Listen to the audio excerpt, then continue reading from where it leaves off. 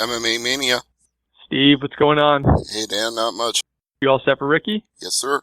All right, here we go. All right, Steve, you're on. Go ahead. All right, Ricky, it's Steve Jewin from MMA Mania, and it's always a pleasure to talk to you. How are you doing today? Hey, man, I'm doing great. How about yourself? Not too bad at all, but I do feel a little bad about the fact that I have to start out with the fact that you're on a 2-fight losing streak right now. How is that affecting you in your preparation for this next fight with Ahmet Kayretli? It does stink, but it's reality, You're in a sport where you're easily forgotten, and you lose 2 or 3 fights, people think you can just hang it up. But prepare-wise, man, I'm just training harder than ever. I'm in the gym, harder than ever, and just trying to get, mentally prepared for this fight and go out there and come back with a dominant win. I do wonder, when you've never had more than one loss in a row in your entire career, do you start to think about, I need to change up my training, I need to do things differently, or is it just going to be more of the same when you go back to the gym? Yeah, I haven't lost 2 of anything in, I don't think, any sport in my life, so let alone fighting that I make my career. But I do change a lot. Normally, I don't talk about it much, but it's my own fault. I train less than 5 hours a week, and I doesn't want to sound like making excuses, but this whole last month I've been in the gym twice a day. I've been putting in more hours in one day than I've done my whole past career weekly. So I'm hoping this goes far. We go out there and it's like second nature, and we just dominate. That should help. Let's also talk about Ahmet being a newcomer to Bellator. What do you make of him as a fighter? He's tough, man. He's definitely good. I know he's very experienced. I think he has 200 combat fights or something. I guess kickboxing and things like that. But overall, I think I'm the better fighter.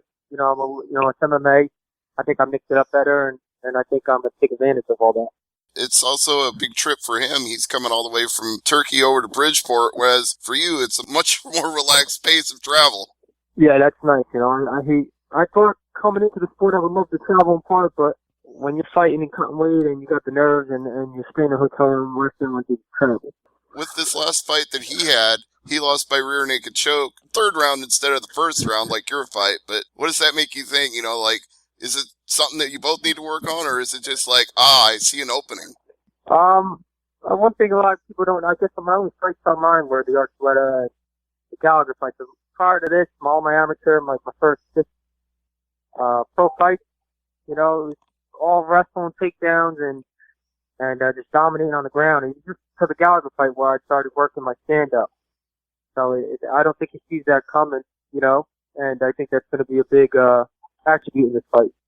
Going back to Patrick Mix for a minute, were you surprised when he went for your back so early and just jumped on and started riding you right away? No. I knew that was his game. I knew that the only way he would win is if he got my back. And, no, I wasn't really surprised. I was surprised it was that early. When it happened right away, I was like, in my own head, I'm like, oh my God, I can't believe it happened this fast. And then, he just capitalized. Timing's everything in this sport. You make one wrong move or one wrong understanding, that's it. It's over. See, this goes exactly into a debate I've been having with my co-host on Glove Up or Shut Up, because he always says it's easier to get a submission in the 1st round when everybody's not sweaty. And I always say it doesn't matter when it happens in the fight. It always matters. Whoa, everything okay over there? Yeah, hello, you hear me? Yeah, I can still hear you. It doesn't happen, it doesn't matter when. Exactly, yeah. So I was saying to him, the technique is what matters, not when in the round it matters. Do you agree with that? Absolutely. You make 1 millisecond decision, you turn left, you turn right, and at this level of these guys, they're so, everybody's so elite and so good that you make one wrong move, that's it. It's over. It could be the first minute, it could be the last minute. There's multiple fights where it happens. It plays out like that. Absolutely. So, how are things going with Nick Catone at the gym anyway? How's everybody in the team doing? How's everybody feeling right now?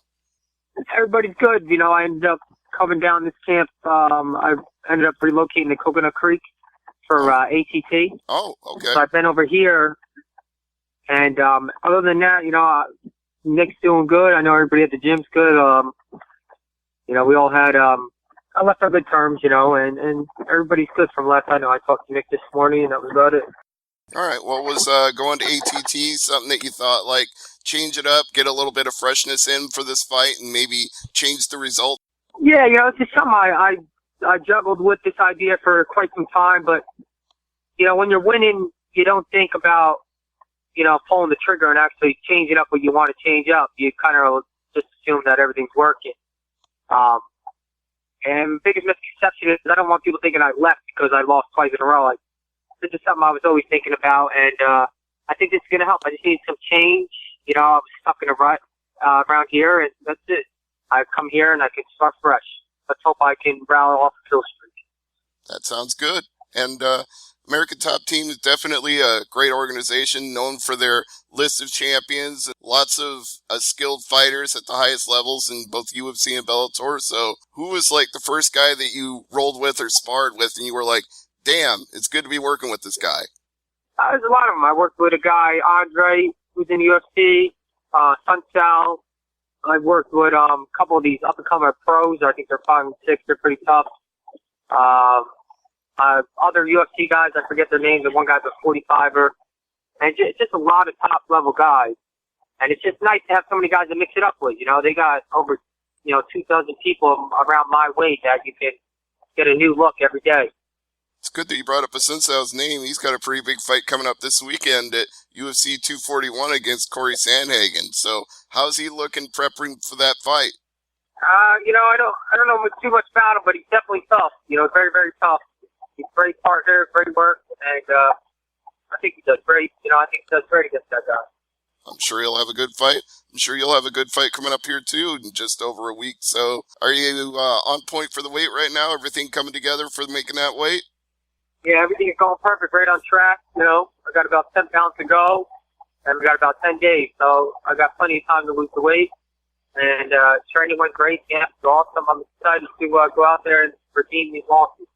Do you find it interesting that this card is so stacked with heavyweights and you're in a bantamweight fight on it? It seems like they've been focusing on the heavyweights with all the big names they put on this card. Literally. Yeah, definitely. I checked out the main card, and it's all, top-notch heavyweights that they have in their division. And, then slip a 35er on the card. It's pretty, normally they stick, welterweights to welterweight, featherweights and stuff, every stage. So it's pretty cool. And some of the guys are big names, so I think it's pretty cool to be on the card too. With this hopeful win that you're going to get coming up with Ahmet Kayretli, do you think that's going to reinvigorate your chances of getting into the title picture? Because obviously 2 losses puts you a little bit back of the line, but can you see this like getting you into like title contention again, or do you think it's going to be a little bit? I'm a realist. I think it'll be a little bit. I think if I get 2 dominant wins, possibly 3, but definitely dominant wins, I think that puts me back in the mix. I thought, the titles, like I always say, is something I would love to win, but my biggest concern is, MMA is like a puzzle to me. I got to figure it out so I can go back out there and show up on every fight. Not that I have these half-ass showings. That's what we want to see, because we're used to you going out there and showing up and having dominant fights. I mean, you referenced the fight with James Gallagher earlier, and that was the first time I saw you live, and that was one of the most dominant performances I've ever seen in a fight. Yeah, and that's normally how it was, but unfortunately in this sport, you hit a little rut. It's the name of the game. Hopefully this fight we get out of it and we just dominate. What do you think of how James Gallagher has reinvented himself since that fight? Do you feel like he's become a better athlete, better fighter overall? No, I think he's the same kind of fighter, but after, getting his name back out there and getting his ball rolling, good for him, It's hard to do, and especially with all the backlash he gets, you got to give the guy credit. He lost, he totally forgot about it, he's got 2-fight win streak, he makes good money, fighting can, you can't hate the guy, He's definitely doing his thing. Do you see him wanting a rematch with you down the road, trying to get that win back? No, I don't. I think last I heard he said something about me losing 2 fights in a row. So I don't deserve a rematch. But he knows. It's different when you're in the cage and when you watch from the outside. He was in there with me. He understands that it wasn't a lucky fight. No, and I was sitting right there at cage side. There was no luck involved. Exactly. All right, Ricky, as always, it's been a pleasure to talk to you. But before I let you go, I always want to give you the time. You can plug anything you want, any sponsors, any shout outs, go right ahead. Awesome, man. Thank you so much for having me. I truly appreciate it. I just want to shout out to Apex Sports. You can get on my Instagram. They're a huge help in my preparation. And Eat Clean Bro, who is a big supporter in the huge preparation. They're a meal prep company from Jersey, and they're just taking over the East Coast. So that's another company I want to say thank you guys to for the support. And that's pretty much it, man. Thank you again. No problem. It's always a pleasure, Ricky. Have a great fight here with Ahmet Kayretli, and we'll see you in a couple weeks in Bridgeport. Awesome. Enjoy your weekend. Yep, you too. Thank you. And thank you, Dan, as well.